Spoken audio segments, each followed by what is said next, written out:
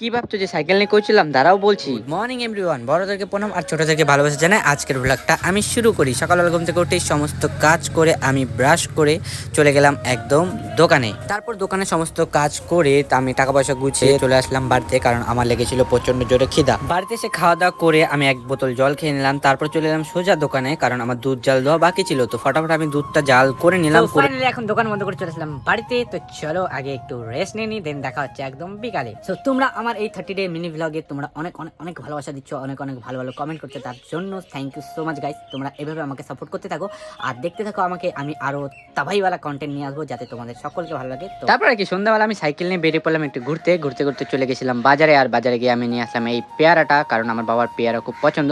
তো পেয়ারাটা নিয়ে আসার পরে চলে গেলাম দোকানে, আর দোকানে সমস্ত কাজ করে দাদা আর আমি চলে গেছিলাম মোমো। তারপরে কি মোমো খাওয়া দাওয়া করে চলে আসলাম বাড়িতে। আর বাড়িতে এসে দেখি মা সুজি বানিয়েছে, তো সুজি খেয়ে নিলাম। দেখা হচ্ছে নেক্সট ব্লগে, ততক্ষণ ta ta, bye bye, take care.